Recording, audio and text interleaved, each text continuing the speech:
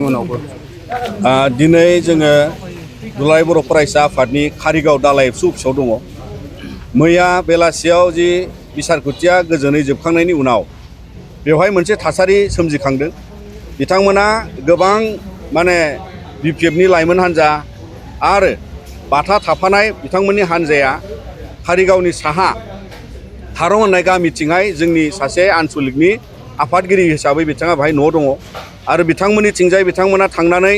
सिगि सख' खालामनाय आरो एफाबां बुरजा गारि 40निफ्राय 45थासो गारिया इलेक्सन जोबखांनानै मानो बे थारं गामिथिं थांनायनि गोनांथि दं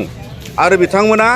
बयखौबो बे लामायाव जायखौ मोन्दों बेखौ बुलांदों आरो बिनि उनाव बिथांमोना बै रायजोफ्रा जाय जायगायाव बिपुलनि न'खौ बेंनानै दंमोन बेवहाय बिथांमोना बिथांमोननि फारसे नांलायफिननाय बिथांमोनजोंहाय बावहाय जि गाग्लोबनाय रायजोफ्रा होख्रां होरसि खालामहरो आरो बिनि उनाव बिथांमोना रायजोफोरखौ अन्थाइ खुबैनाय बाथुल गावनाय बेबादि मोनसे अबस्था जादोंमोन आरो बेखौ रायजोफ्रा खुनु फद्दाय लुबैया जे बे ओनसोलाव दावराव खालामफैयो। दा बेवहाय दावराव खालामनो फैग्रा हान्जाफ्रा बेबादि बेलासियाव मानो मोनायावहाय बिथांमोना हग्राव हसि एफाबां बुरजा गारि लानानै मा उद्देश्य दावराव खालामनो नङाबा दा बेखौ खुनु रायजोफ्रा लुबैया। बिनि उनाव बिथांमोना लोगो लोगोनो 8:30 समाव बिथांमोना नैबे जों गसंनाय जायगायाव कारिगाव इउनिट एबसु अफिसखौ बिथांमोना अन्थाइ खुबैनानै बुफायला बुसायलि खालामनानै जोंनि गायना थानाय गोथार एबसुनि फिरफिलाखौबो बिथांमोना सिमफायलाङो आरो बेनो फोरमान जे दिनै बे कारिगाव हालामाव दावराव खालामनो नागिरग्राफ्रा सोर बेवहाय दिनै जोंनि ओनसोलनि सुबुंफ्रा मिथियो आरो जोंनि एबसुनि मावथिफ्राबो मिथियो जे कारिगाव आउटपस्टनि खोलाहा थिग बेवहाय मोनसे इउथ BPF अफिस दं। बेयाव थानाय सेंग्राफोर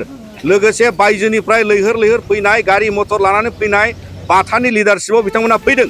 आरो बाथा बिथांखौ जों खावलायनो लुबैदों नोंथाङा सासे दायनि साजायाव बेलाव गबोनाय नोंथाङा दैदेनगिरि नाथाय नोंथाङा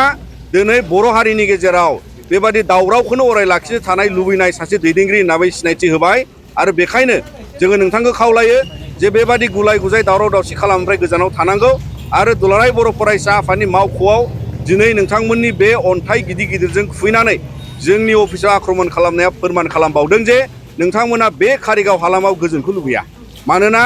जाय दान मोननै मोनथाम सिगाङाव बाहाय मोनसे जाथाय जाना थांदों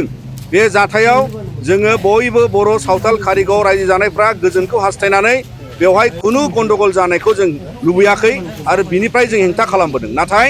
दिनै आरोबाव नोंथांमोना बिदा फंबाय बर'फोरनि गेजेराव इलेक्सन जोबखांनानै बेबादि सिगि सख' खालामनानै बुफायला बुफायलि खालामनानै दिनै बेबादि दावराव दावसि खालामनो नाजानाया बे मोजां जायाखै आरो बिनिखायनो दुलाराय बर' फरायसा आफादनिफ्राय जोङो नोंथांमोननि बेबादि बर' माहारिनि गेजेराव दावराव दावसि सोमजिनो नागिरनाय थासारिखौ नोंथांमोना बन्द' खालामनांगौ आरो बर' माहारियाव बेबादि दिनै जि मोनसे गोजोन परिबेस दङ नोंथांमोना बेखौ लानानै गेलेनो नाङा आरो नोंथांमोना जेब्लायबो दावराव दावसि खालामनानै रायजोफोरनि गोसोखौ बोनो नाजानाया बियो मोनसे खैसार आरो जायखौ लानानै दिनै बर' हारिया बेखौ मुगैबोबाय बेखौ नासयबोबाय आरो नोंथांमोना गोदानै जुदि बेबादि सृष्टि खालामनो नाजायोबा बियो मोजां जानाय नङा आरो दुलाराय बर' फरायसा आफादनि बे मावख'खौ जाय नोंथांमोना अन्थाइ आक्रमण खालामनानै बुफाय बुसि खालामबाय बिनि सायाव केस होनाय जागोन आरो नोंथांमोननि बेबादि मनोभाबखौ नोंथांमोना सोलायनांगौ होननानै जों दुलाराय बर' फरायसा आफादा खावलायहरो। मानोना हरनि समाव रावबो मोजां मानसिया रावबो मोजां गोसोनि सुबुङा गारि मटर होंगो दोंगो लानानै बेबादि बुफायला बुसायलि खालामनो गोसो जाया आरो बियो बर' हारिनि थाखाय दिनै साननो गोनां आरो दुलाराय बर' फरायसा आफादा अराय सम जों नोंथांमोननि बेबादि आखलखौ हेंथा खालामलांगोन आरो जोङो नोंथांमोन बेबादि आखलनि हेंथायैबो जोङो जुजिलांगोन आरो जों गोजोन परिबेस लाखिनायाव बयबो रायजो आइ आफादनि मददजों जों अराय सम आवगायलांगोन आरो बेवहाय नोंथांमोना फिन फोरमान गालांबाय जे दुलाराय बर' फरायसा आफादनि फिरफिलाखौ नोंथांमोना बुफायलांनानै अराय नोंथांमोना जोंनि एक्जिस्टेन्सनि सायाव माहारि आफादनि एक्जिस्टेन्सनि सायाव आरो बिसारख'थिखौ दहाय खालामनानै नोंथांमोना दावराव दावसि खालामनानै भट आदाय खालामनो नाजानाया दिनै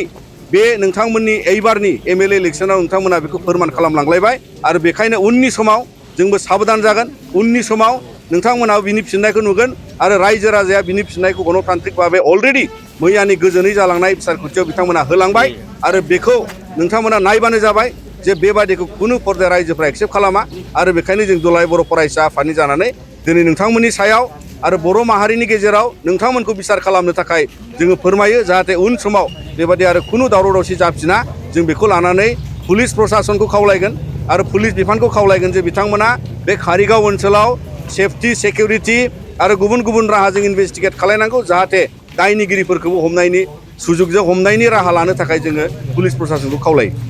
बे दुलाराय बर' फरायसाफोरनि मावथि बा सरासनस्रा सुबुं जोङो गामिनि जाय थारं एरियायावहाय बिथांमोना गन्डगल खालामबाय, अन्थाइ खुबैबाय, बाथुल गावबाय, बिथांमोननि अन्थाइ खुबैनाय बाथुल गावनायाव गामिनि साथाम साब्रै सुबुङा जखम जादों। सासेया खर'आव आघात मोन्दों, मेगनाव आघात मोन्दों आरो बेबादिनो जों मिथिनो मोनबावदोंसो जे बेवहाय बिथांमोना एयार गान गावदों आरो एयार गाना मानसि गावनायनि नङा, बिथांमोनाथ' आसल गानखौनो गावगौमोन।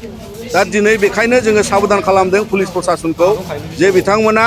एयार गाननि नामाव आसल गानखौ गावनो सुजुग मोनाखै, नाथाय तामुलपुराव आसल गानखौ गावलांदों। दा बेखायनो दिनै जोङो दुलाराय बर' फरायसा आफादनिफ्राय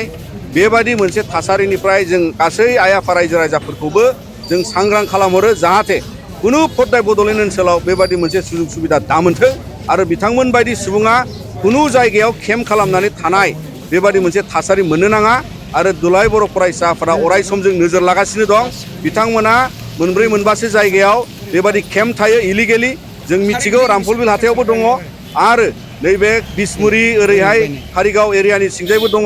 आरो बेजों लोगोसे नैबेहाय कारिगावनि जि इउथ बिपिएफ केम्प दं, बिथांमोना इलेक्सन समाव आरो गुबुन गुबुन बेबादि सिचुवेसनखौ क्रिएट खालामनो थाखाय, बे जाथाय खालामनो थाखाय बिथांमोना जमा जायो, बेखौ जों मिथिगौ। आरो बिनिखायनो दिनै पुलिस प्रशासन आरो गासै रायजो राजाया बिथांमोनखौ नोजोर होनाया मोजां।